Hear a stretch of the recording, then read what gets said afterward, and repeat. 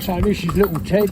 He's drives lovely now. He's an absolute pleasure to have, you know, considering all the not trouble we had with him. I don't want to call it trouble. You know, we weren't going to do, and he got cross, and he didn't want to do it, and he'd spin to go home, you know, after 100 yards or a mile, you know, whatever he chose. But he's come nice to the job. But just talking about, this is not just Shetlands, it's lots of different horses. We've got like some Welsh cobs in at the minute. One of them's got a coat so heavy and thick, yeah, lovely, superb condition, everything's good, but it's heavy and thick. Got another one and it's really light and thin. Now, they've both been turned out, in at night and turned out. They both come from the same part of the country, and yet they've got different coats. But that's just in the breeding. Sometimes it must come out that way. But this little fellow, for instance, we've had to wash him off this morning. Now, because he was dirty, I turned him out just to have a little kick in the butt. Also, he'll be going home shortly, and it's better to have a little nibble of grass here, and then, you know, you don't want to be turned out, maybe left out all day while people go to work, possibly, and have too much grass. Going to upset his, you know, his belly, so that's just no good. So we start turning them out if we can, just for an hour or so, so they get an intake of grass, build it up slowly, and so they, you know, they can go out for half a day, and they never seem to have any problem with, you know, colicking or anything like that.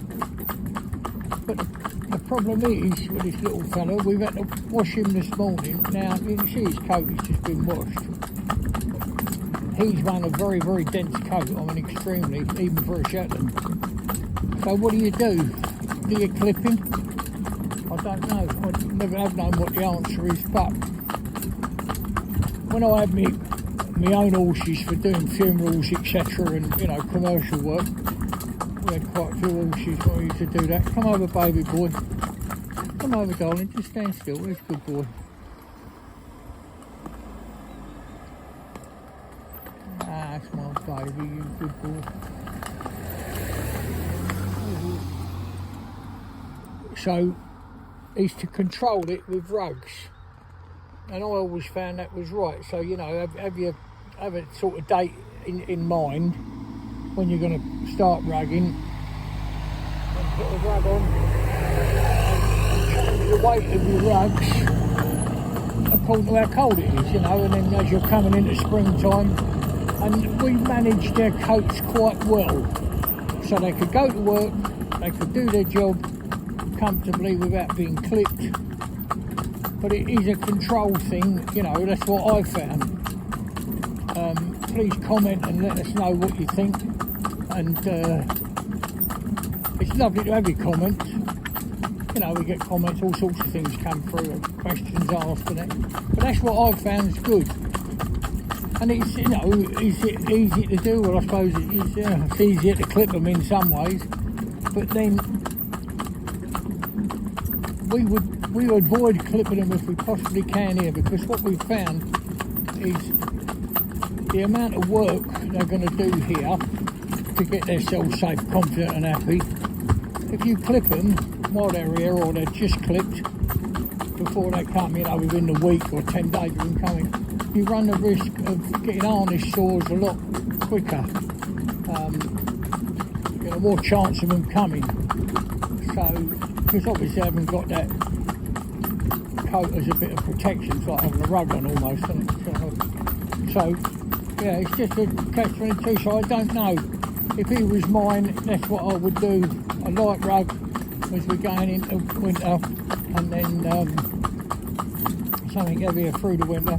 And you can sort of control their coat, how much they need to grow to keep themselves warm, which the rug's doing it for them, isn't it? But you do need a couple of rugs, 3 rugs maybe, you know, so something lightweight like that. And these new ones now that they have, I mean, back in the day you had a canvas one, green canvas, you know, known as a New Zealand rug, and a jute rug, you know, like sacking. That's all there was. There wasn't all these different ones now. But but some of them are virtually indestructible as far as, you know, ripping and stuff like that, you know, new materials, and they breathe and they're good, you know. They do my little ones as well. So that's just a thought. Yeah, but he's a lovely little fella. And I just feel a little bit sorry for him now. Not sorry for him exactly, but he's, you know, we've got to go and have a trot round. I say he's going home in the next little while. We're just arranging transport now. So, you know, you think to yourself, now could we have done that, a rugging programme when he came? Well, it was a bit late, you know, when he was here. And then there's no point in us doing it. I'm not sure whether it can be carried out at home, is it? Because obviously we don't want him going into the winter with not enough coat if he's not going to be rugged. So, yeah, just what you think now. He's a lovely little boy, he'll do everything for you now. Give you his heart and soul, and he's happy and he's safe and he's confident. And you can put him anywhere you want to put him, you know. He's real good. Like here, for instance. Oh, come around here, darling. Come around, my baby boy. Oh, I can't do it now, but he'd walk up them steps for you. I've got one behind me and one in front. Come on. Good boy. We'll see if we can do it on the way back. That's my baby. Just stand there, darling.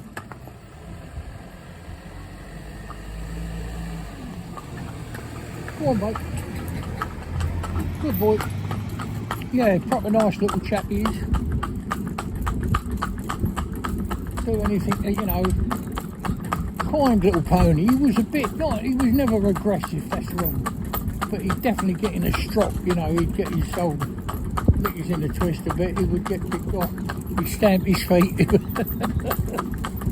put a little buck in, you know. He'd argue with you all the time, like a stroppy teenager. But he's all right now and he's happy. That's the main thing. They want to be happy, don't they? They've got to be happy. Stay confident and happy. He's got his old Wendering bit in. He goes lovely in that. I mean, seriously lovely.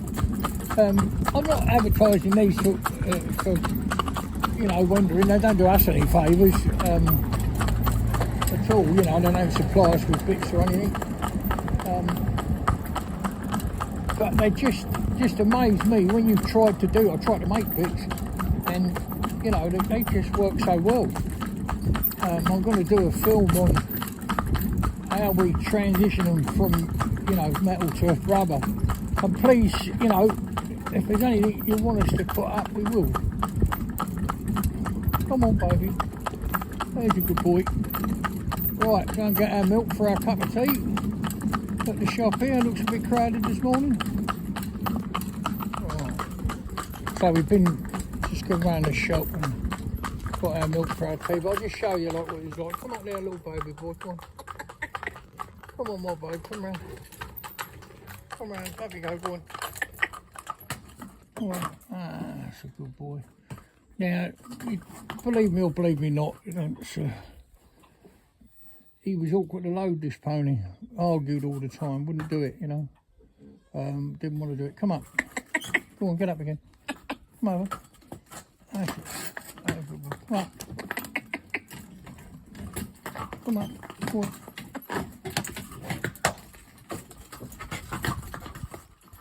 Come up, big boy.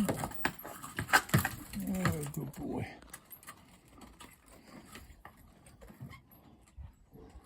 We show him this in case he ever has to get the bus home. Come back, baby. Come back down, darling. Come back. Come back. Come back. Oh, good boy. Good boy, on you go. Trot, babe. Good boy.